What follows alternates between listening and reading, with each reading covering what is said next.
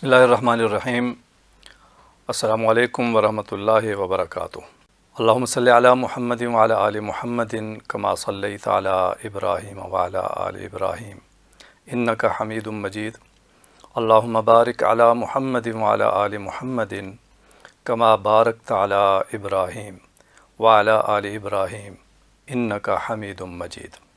محترم سامعین، محفل سیرت کے اس سلسلہ وار پروگرام کے آخری نشست میں آج ہم 12 ربیع الاول کو سیرت النبی صلی اللہ علیہ وسلم پر بحیثیت مجموعی ایک نظر ڈالتے ہیں۔ سامعین گرامی، آج سے ٹھیک 1500 سال پہلے جناب حضرت عبداللہ کے گھر حضرت آمنہ کی گود میں جس در یتیم نے آنکھ کھولی تھی، اس کو اللہ رب العزت نے دنیا کے اس کارگاہ حیات میں کن کن حالات سے گزارا، ہم نے محفل سیرت کے ان تمام پروگرامات میں تمام روداد حیات بیان کرنے کی کوشش کی، اور ہمارا مقصد اس پروگرام سے یہی ہے کہ بحیثیت مسلمان ہم سیرت النبی صلی اللہ علیہ وسلم کو جو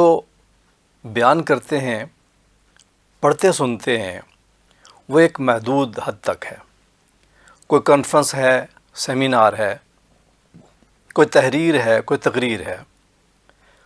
لیکن جو بھی تذکرہ ہے وہ محدود ہے۔ مجموعی حیثیت سے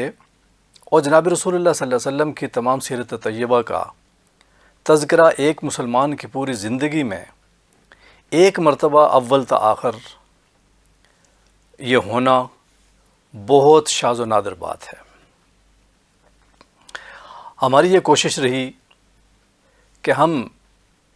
اس پروگرام میں نبی کریم صلی اللہ علیہ وسلم کے جد امجد حضرت ابراہیم علیہ السلام اور جناب حضرت اسماعیل علیہ السلام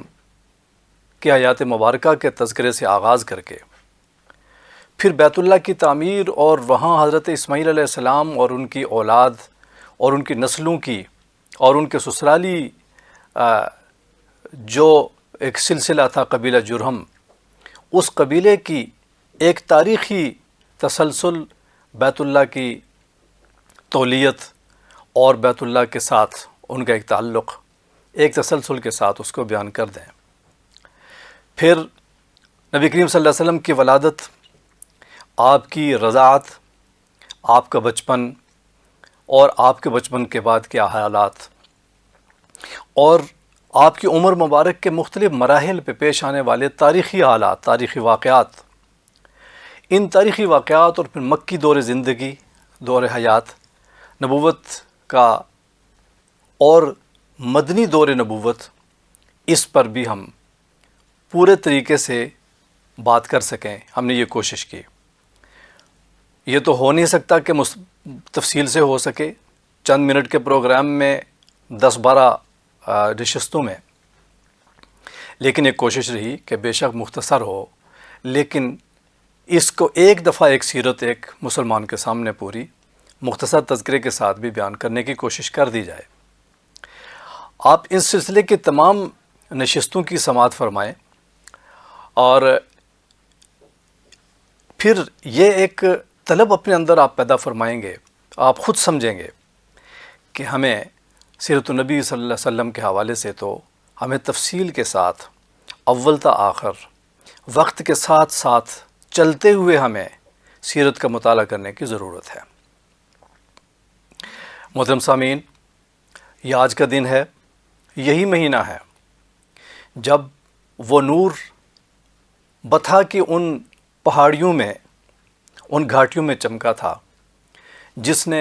پورے عالم کو منور کر دیا، جہالت کی گھٹا ٹوپ اندھیروں کو دور کر دیا۔ یہ وہ نور تھا جس کو اللہ رب العزت نے سراجم منیرہ فرمایا ہے، روشن چراغ، روشن کر دینے والا چراغ، یعنی آپ صلی اللہ علیہ وسلم سورج نہیں ہیں، سورج کے ساتھ تشبیہ نہیں، اس لیے کہ سورج خود ایک آگ ہے اپنے ذات میں اور جلانے کا کام کرتی ہے۔ آپ صلی اللہ علیہ وسلم چاند کے ساتھ تشبیہ نہیں، اس لیے کہ چاند کی روشنی اپنی ہوتی ہی نہیں، بلکہ آپ صلی اللہ علیہ وسلم کو سراجم منیرہ فرمایا گیا۔ یہ چراغ ہے جو روشن ہے، روشنیاں پھیلانے والا ہے، اس لیے کہ اگر چراغ ایک ٹمٹماتا بھی ہو، چراغ تھوڑا سا بھی روشن ہو تو اس سے کئی اور چراغ روشن کیے جا سکتے ہیں۔ چراغ سے چراغ روشن کرنے کا محاورہ مشہور ہے۔ جناب رسول اللہ صلی اللہ علیہ وسلم تو پھر چراغ بھی ایسا تھے کہ اس چراغ جیسا کوئی دنیا میں چراغ ہو ہی نہیں سکتا۔ محترم سامعین، آج کے دن خوشی منا رہے ہیں ہم تمام اہل ایمان، فرزندان توحید، فرزندان اسلام، اللہ کا شکر ادا کر رہے ہیں۔ ہمیں جس ذات باری تعالیٰ نے اپنی آخری نبی صلی اللہ علیہ وسلم کے امت میں شمار فرمایا، ہماری خوش قسمتی کا کوئی حد و حساب نہیں، ہم اندازہ نہیں لگا سکتے، شکر ادا نہیں کر سکتے اس کا۔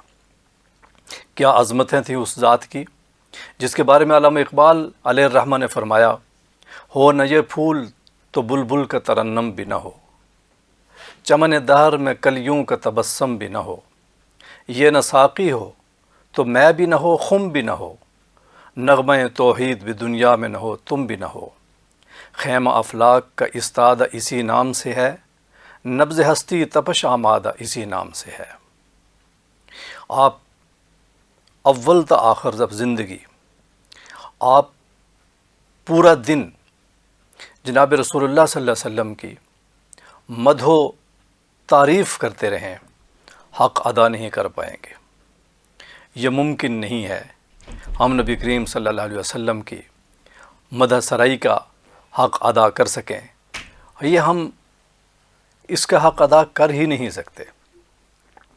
لیکن ہم نے دیکھنا یہ ہے کہ یہ ذات جو تشریف لائی تھی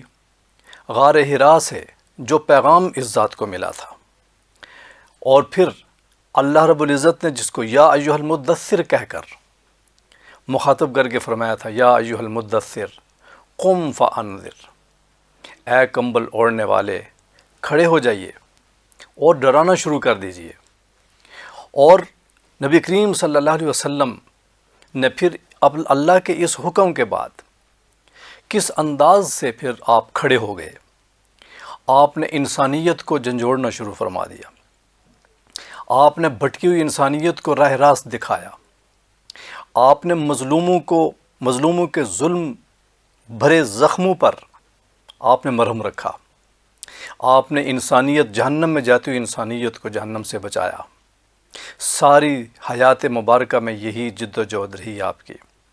کہ دنیا میں بھی کامیابی حاصل کر لو، آخرت میں بھی کامیابی حاصل کر لو۔ اور پھر آپ نے اپنا آرام و سکون قربان کر دیا، آپ نے اپنی راحت حیات زندگی کی آسائشوں کو قربان کر دیا، آپ نے اپنے لیے زندگی نہیں گزاری، آپ نے اس انسانیت کے لیے زندگی گزاری، آپ نے پھر اس انسانیت کی کامیابی کے لیے پھر آپ نے اپنی حیات مبارکہ کہ جتنا بھی وقت اس دنیا میں گزارا تو گزارا۔ محترم سامعین، ہمیں جناب رسول اللہ صلی اللہ علیہ وسلم کی حیات مبارکہ کے جب وہ ایام ہم پڑھتے ہیں کہ کس انداز سے اللہ رب العزت نے ایک یتیمی کی حالت میں پیدا فرمایا، پھر یتیمی کے بعد پھر آپ کے خاندان میں اس خاندان کے اس سلسلے میں آپ کو ایک حیثیت تو حاصل تھی، مقام و مرتبہ اور محبت حاصل تھی، لیکن جو ہی آپ صلی اللہ علیہ وسلم توحید کی آواز لگاتے ہیں، دعوت دینا شروع فرماتے ہیں، تو پھر آپ صلی اللہ علیہ وسلم کے لیے دشمنی، مخالفت، تکلیفیں اور سختیاں کس انداز سے اپنا منہ کھولے ہوئے آ گئیں۔ آپ صلی اللہ علیہ وسلم کس طریقے سے اپنی زندگی گزارتے رہے، آپ نے کس پریشانی میں اپنی حیات مبارکہ گزاری، ہمیں اس کا کوئی احساس ہے؟ محترم سامعین، یہ پیغام ہمارے اس محفل سیرت پروگرام کا ہے کہ براہ کرم نبی کریم صلی اللہ علیہ وسلم کے حیات مبارکہ کہ جو ہمارے اوپر حق ہیں، جو احسانات ہیں، ان احسانات کا کچھ نہ کچھ تو ہمیں پاس رکھنا چاہیے۔ ہم آخر کیا کر سکتے ہیں اپنے نبی صلی اللہ علیہ وسلم کے لیے؟ ہم نبی کریم صلی اللہ علیہ وسلم کے حیات مبارکہ کو ہی زندگی میں ایک بار اگر تفصیل سے نہ پڑھ سکیں تو پھر ہماری کیا قسمت ہوگی، ہماری کیا امتی ہونے کی ایک نسبت اور کیا رشتہ ہوگا حضور صلی اللہ علیہ وسلم کے ساتھ۔ میری گزارش یہ ہے، میں دردمندی کے ساتھ گزارش کروں گا، زندگی میں انسان بہت کچھ پڑھتا ہے، سلسلہ وار پروگرامات انسان دیکھتا ہے۔ اللہ معاف فرمائے ہمیں، ہم نے کئی قسم کے ڈرامے اور ان کے سلسلے ہم نے دیکھے پورے کے پورے، نہ معلوم کئی 100 گھنٹوں پر اور کس انداز سے ہم نے وہ دیکھے، وہ پڑھے ہوں گے، ہم نے اپنی زندگیاں برباد کی۔ اس کا کیا فائدہ؟ کیا ہم نبی کریم صلی اللہ علیہ وسلم کے حیات مبارکہ پر اپنی زندگی میں آج کے ربیع الاول میں ہم یہ عہد کرنا چاہیں گے کہ ہم نبی کریم صلی اللہ علیہ وسلم کی حیات مبارکہ پر کوئی ایک مستند کتاب سیرت کی ہم پڑھیں گے، اول تا آخر ہم پڑھیں گے، تاکہ ہمیں پتہ تو چلے نبی کریم صلی اللہ علیہ وسلم کی حیات مبارکہ جو ہم سنتے ہیں، جو اس کے چیدہ نکات جو ہم سنتے ہیں، اس کی تفصیل کیا ہے، اور اس تفسیر کو جب ہم پڑھتے ہیں، جب ہم نبی کریم صلی اللہ علیہ وسلم کی رضاعت اور دودھ کی مدت سے ہم گزرتے ہیں، ہم جب آگے آپ صلی اللہ علیہ وسلم کی عمر مبارک کے ساتھ ساتھ ہم مطالعہ اپنا جاری رکھتے ہیں، تو ہمارا احساس بھی ساتھ ساتھ سفر کر رہا ہوتا ہے، ہماری محبت بھی حضور صلی اللہ علیہ وسلم کے اس حالات کے ساتھ ساتھ ہم سفر کر رہی ہوتی ہے۔ پھر ہمارے دل میں وہ احساس حقیقت میں پیدا ہو رہا ہوتا ہے کہ کیا حالات تھے، کیا مشکلات تھیں، کیا پریشانیاں تھیں، ان صحابہ کرام کے کیا معاملات تھے، کیا پریشانیاں تھیں ان کی بھی، وہ سب ہمارے سامنے آتا ہے۔ محترم سامعین، ہمارے سامنے کئی ایسے مستند کتابیں ہمارے پاس موجود ہیں، ہمارے معاشرے میں، ہمارے کتب خانوں میں موجود ہیں۔ اپنے مستند لوگوں سے پوچھ کر مشورہ کر کے سیرت النبی صلی اللہ علیہ وسلم کا مطالعہ کیا جائے، اور نبی کریم صلی اللہ علیہ وسلم جس دین کو لے کر ہمیں دنیا میں کامیاب بنانے کے لیے تشریف لائے تھے، اس دین کی تعلیمات میرے زندگی پر کتنی ہیں، میرے اوپر اس کا کتنا اثر ہے، میرے گھریلو زندگی پر کتنا اثر ہے، میری برادری کی زندگی پر اس کا کتنا اثر ہے، میرے عزیز و تعلق داروں کے ساتھ میرا لین دین، میرا اٹھنا بیٹھنا اس سیرت النبی صلی اللہ علیہ وسلم کے ساتھ کتنا میل کھاتا ہے، مجھے اس بات کے اوپر میں نے غور کرنا ہے۔ جناب رسول اللہ صلی اللہ علیہ وسلم کی ذات مبارکہ، تو آپ آخری وقت میں جب آپ دنیا سے تشریف لے جا رہے ہیں تو آپ نے 2 باتیں ارشاد فرمایا کہ الصلاۃ وما ملکت ایمانکم، یاد رکھو نماز کا خیال رکھنا، اور جو تمہارے ماتحت ہیں، جو تمہارے غلام اور لونڈیاں ہیں، ان کا خیال رکھنا۔ آج کے دور میں غلام اور باندیوں کا، لونڈیوں کا سلسلہ نہیں ہے، لیکن آج کے دور میں ہمارے ماتحت کام کرنے والے کئی لوگ ہوتے ہیں۔ ہمارے لیے سیرت النبی صلی اللہ علیہ وسلم سے اپنے ماتحتوں کے ساتھ حسن سلوک کا، اپنے عزیز و اقارب کے ساتھ حسن سلوک کا، اپنے چھوٹوں کے ساتھ حسن سلوک کا کیا حکم ہے اور کیا کیا تفصیلات ہیں، ہم کس حد تک اس پر عمل پیرا ہیں، ہمیں اپنے آپ کو اس پہ احتساب کرنا ہے، غور کرنا ہے۔ ہم اپنے ازدواجی زندگی میں میاں بیوی کے حقوق کے حوالے سے ہم نبی کریم صلی اللہ علیہ وسلم کے حیات مبارکہ سے کس حد تک رہنمائی لیتے ہیں، اپنی اولاد کی تربیت کے حوالے سے، اپنے رشتہ داروں کے ساتھ صلہ رحمی کرنے کے حوالے سے، اپنے مخالفین کو درگزر اور معاف کرنے کے حوالے سے، اپنے ساتھ زیادتی کرنے والوں کے ساتھ رحم کرنے والوں کے حوالے سے۔ محترم سامعین، کہ آج دنیا بھر میں امت مسلمہ کے زوال کی وجہ یہ بھی نہیں ہو سکتی، یہ ایک بہت بڑی وجہ اس کی نہیں ہو سکتی کہ ہم اپنے نبی صلی اللہ علیہ وسلم کی تعلیمات سے دور ہیں۔ محترم سامعین، ہم نے نبی کریم صلی اللہ علیہ وسلم کی تعلیمات کے اوپر اپنے آپ کو ان تعلیمات سے ہم آہنگ کرنے کے لیے سیرت النبی صلی اللہ علیہ وسلم میں ہم خوشی منائیں، ہم آپ صلی اللہ علیہ وسلم کی آمد کے خوشی میں ہم پروگرامات منعقد کریں اور تذکرہ کریں۔ اس کے بغیر تو ہمارا ایمان مکمل نہیں ہوگا یہ تو ایمان کا حصہ ہے، لیکن یہ تب مکمل ہوگا جب ہم اپنے عمل میں سیرت النبی صلی اللہ علیہ وسلم کو لائیں گے۔ نماز کے کس حد تک ہم پابند ہیں اور حقوق اللہ کس حد تک ہم ادا کرتے ہیں، اور اپنے بندوں کے حقوق کس حد تک ادا کرتے ہیں۔ دین فقط ایک ہی طرف کا نہیں ہے، فقط عبادت ہی میں لگ جانا یہ مکمل اسلام نہیں، فقط انسانیت کی خدمت ہی شروع کر دینا اور اللہ کو بھول جانا، اللہ کے فرائض سے کوتاہی اور غفلت برتنا، نافرمانی کرنا، یہ بھی اسلام نہیں۔ اسلام یہ ہے کہ اللہ کی بھی فرمانبرداری کی جائے اور اللہ کے حقوق بھی ادا کیے جائیں اور بندوں کے حقوق بھی ادا کیے جائیں۔ یہ اسلام ہے، یہ سیرت النبی صلی اللہ علیہ وسلم ہے۔ اس ذات اقدس کی کیا کیا خوبیاں بیان کی جائیں، ان کے حسن و جمال کو کیسے بیان کیا جائے، یہ تو ممکن نہیں۔ میں چھوٹی سی ایک روایت بیان کرتا ہوں۔ جناب ام معبد خزاعیہ رضی اللہ تعالی عنہا جب ہجرت کے سفر کے دوران ان کے خیمے سے گزری تھی، ان کے رہائش سے، اور وہاں ایک بکری جو بالکل لاغر تھی، آپ صلی اللہ علیہ وسلم کے معجزے سے اس نے دودھ دیا تھا، دودھ کی نہریں بہہ گئی تھیں۔ اس کے بعد وہاں دودھ پینے کے بعد، اس گھر میں کچھ وقت گزارنے کے بعد، جب آپ صلی اللہ علیہ وسلم اپنے رفقائے سفر کے ساتھ آگے تشریف لے گئے تھے، شام کو ام معبد کے خامند جب واپس گھر پہنچے تو ام معبد نے دن کے آنے والے اس مہمان عظیم الشان کا جو تعارف کروایا تھا، وہ کن الفاظ سے کروایا تھا، حدیث کی کتابوں میں وہ محفوظ ہے۔ ام معبد فرماتی ہیں، جو مہمان آج ہمارے ہاں آیا تھا کہ اس کا رنگ چمکتا ہوا تھا، تابناک چہرہ تھا اس کا، خوبصورت ساخت، نہ توندلے پن کا عیب، نہ گنجا پن کی خامی تھی، جمال جہاں تاب کے ساتھ ڈھلا ہوا پیکر، سرمگی آنکھیں، لمبی پلکیں، بھاری آواز، لمبی گردن، سفید سیاہ آنکھیں، سیاہ سرمگی پلکیں، باریک اور باہم ملے ہوئے ابرو، چمکدار بال، خاموش ہوں تو وقار، گفتگو کریں تو پرکشش، خاموش ہوں تو پروقار، گفتگو کریں تو پرکشش، دور سے دیکھنے میں سب سے تابناک اور پرجمال لگیں، قریب سے سب سے خوبصورت اور شیریں گفتگو والے، گفتگو میں اتنی چاشنی، بات ایسی کہ بالکل واضح اور دو ٹوک، لیکن اتنی نرم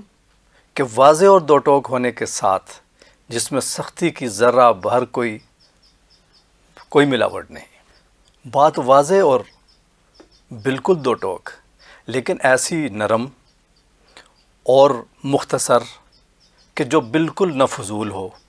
اور نہ ہی اس میں سختی کی ذرہ بھر بھی آمیزش ہو۔ اس انداز سے گفتگو کا انداز، قد ایسا کہ نہ بہت زیادہ لمبا کہ ناگوار گزرے اور نہ بہت زیادہ چھوٹا کہ جو ایک خامی لگے، باوقار قد، دو شاخوں کے بیچ میں ایک ایسی شاخ جو نکلتی ہوئی اور خوش نما اور سب سے خوبصورت دراز ہوتی ہوئی، نہ ہی آپ ترش رو اور نہ ہی لغو گو، یہ وہ الفاظ تھے، یہ ان الفاظ کا مفہوم تھا جو ام معبد نے نبی کریم صلی اللہ علیہ وسلم کے بارے میں کہی۔ ہم ان کی کیا تعریف کر سکتے ہیں، اس لیے ہمیں کوشش یہ کرنی ہے اور یہ عہد کرنا ہے کہ ہم نے سیرت النبی صلی اللہ علیہ وسلم کا مطالعہ کرنا ہے اور اس کو اپنانے کی ہم نے کوشش کرنی ہے اپنے زندگیوں پر۔ اللہ رب العزت ہماری ان کاوشوں کو قبول فرمائے اور ہمیں توفیق عطا فرمائے۔ وما علینا الا البلاغ۔